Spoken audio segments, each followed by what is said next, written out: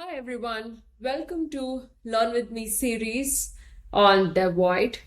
Today let's try to solve one more problem, and as usual the focus is to go through the process, have a fun journey and try to learn something on the way rather than completing or finding a solution to a problem. Let's try to solve an easy problem today. We did a few in array and strings. Find the highest altitude. Well, I guess this is something we can take up today. Let's read the problem. Let's change this to Java to begin with. Yes. So what is the question? There is a biker going on a road trip. All right, the road trip consists of n+1 points at different altitudes. Interesting. The biker starts his trip on point 0 with altitude equals 0. You're given an integer array of length n. Where is the net gain in altitude? Blah, blah, blah. So let us take an example and then try to understand the question from there. I feel that's the easier approach. So let me put this under comment section to avoid errors.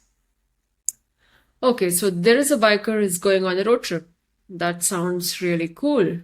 What is the maths doing there? The road trip consists of n+1 points. So far, if this is n, is this n? Yeah, this is n. So there are 1, 2, 3, 4, 5. So they are saying if this has 5 values, then there are 5 plus 1 equal to 6 points at different altitudes. Okay, so let's say let me draw this. So it's taken. Yeah, this is better. Let me take this. Let's say the biker is going and just consider this to be different planes and there are different altitudes. Well, this is of course not the way it looks like, but you know, we can start somewhere. So, okay. Altitude is height and the biker starts his trip on point 0 with altitude equal to 0. So let's say if I'm sorry, I'm not able to draw a bike here. Yeah, let's just consider this to be the bike. All right. So this is the bike. Wow. Okay, so that's the bike and the bike starts at altitude equal to 0. And any height difference after that, it's considered as the start. So we are measuring from here and downwards. So let's say this is -5. Okay. So -5 and then it goes to 1. So in my drawing, it goes way more than that. So let's consider this is 1 in this direction, right? There is a small increase and then it goes to 5. So then after some point, it increases to 5. And then it becomes 0 again. So it goes back to 0 here. Or when it means 0, it's at the same level. So I think this we consider it as 0. And then it goes to -7 after that. So just assume that this is -7. Okay. So there are different altitudes that the biker encounters. We are given an integer array of length n because the first point is starting at 0. So we are given everything after that. The net gain in altitude between the 2 points, right? So the value 0 means that from point where we measured 5 to the point where we are measuring 0, there is practically no change in altitude. Like my drawing is not correct that way. So let me change it to look. So it has to be on the same level, right? So from this point to this point, there is no change in height. But from this point to this point, there is a decrease of height by -7. So this direction is considered as negative. This direction is considered as positive. Okay. Now we need to return the highest altitude of a point. We are given relative values, right? So we don't know the absolute value. So let's try to calculate the absolute value first.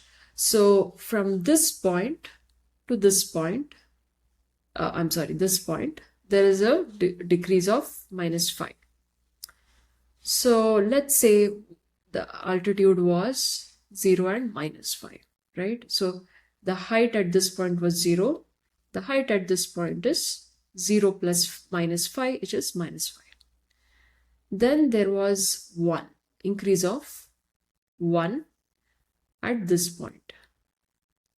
So the height became -4. How did we get that? We added 1 to -5 and it became -4. Then the height increased again to 5. So that means -4 plus 5 became 1. So the height at this point was 1, and then the height at the other point was also 1 because the relative difference is 0, and then the height decreased by -7. So 1 minus 7 is actually -6. I hope you're understanding the maths here. So since there are a lot of points, let us see what is given once again. So if we are going from here to here in this manner, right? So at this point, we say the height equal to 0. If we are measuring this way, and this is 0, this is 1, this is 2, and so on, and this is -1, -2, and so on. So we said here that the decrease was so much that it was -5. And this is the actual height too, right? According to the measurement. Well, I need to add proper points here. And then there was an increase of 1, right? And so the increase was measured as 1. And the actual height, if you come here, it was -4. And then the increase was how much? 5. So this difference was 5. So we came up by this, and so on. And the actual height here was 1. So basically, we are asked to compute the actual height using this relative differences and then say what is the highest value. So we can already see how to compute the height. This is the relative height or relative gain between the consecutive, how do you spell that? Forgot. Consecutive points, is this right? Consecutive points, I believe. And then let's find the absolute height or the actual height. So the actual height would be -4 here. Then it will be -4 plus -3, which will be -7. Then if you add -2, it will again become -9. This will become -10. Add -10 and 4, it becomes, is it -6? And then you add +3 to it, becomes -3. And then you add +2 to it, becomes -1. So out of all the values here, this is the highest value. So what did we do? First we went on adding the numbers, and then we found what is the maximum number out of that. So let me write the pseudocode for this. Well, in English, I will not write a pseudocode, I'll just write something in between a pseudocode and English language. That would be add the previous result to the current number and get the current result. or add the previous height to the current relative gain to get the current height. Find the maximum height among all the computed heights and return this as the result, final result. So let me ask ChatGPT to do this, right? So I need to add some more information to ChatGPT. Let's say given a integer array called gain, which is the relative gain in height between the ith and the I plus 1th index. Create a new array called height and add the previous height to the current relative height and gain the current height.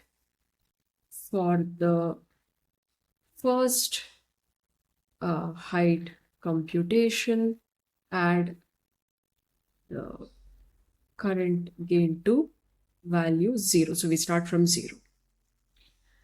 Let's see if this is clear to ChatGPT. And let's say give the answer in Java.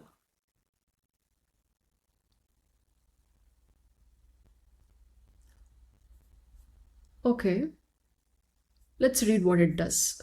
I mean, it can give the explanation, but we can also read the code, right? So, all right, so gain, blah, blah, blah. So given the gain, it is computing the current height by adding the value of gain. Oh, it's already doing the, the better solution. I asked it to create an array and then find the maximum, but it is already finding the maximum, which is true, right? This is exactly what we want. So what I'm saying is, so instead of getting this new array and then going through the array, it is already checking the maximum value in that. So yeah, let's take this solution. That looks good. That looks like a simple solution. Let's add it here.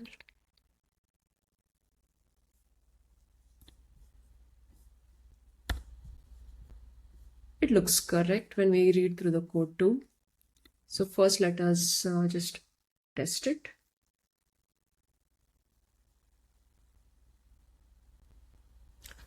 So it looks like the cases ran fine. Let's also see what the constraints look like. It's a simple integer with small range, and there are just 100 points. So just 100 values. So this will be a for loop which runs maximum 100 times, right?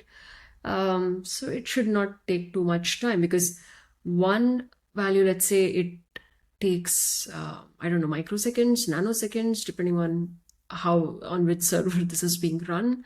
So if it is running 100 times, so 100 into, even if it's 1 microsecond, it's not even 1 millisecond, right, for the total computation. So this seems to be good. I don't see any edge cases coming up. Yeah, awesome. Looks like we did the fastest solution too. That looks good. That's all for today. That was nice solving this problem. I'm also interested to know now where or what is the real world application of this. Let's ask ChatGPT. Can you give me scenarios of real world application of this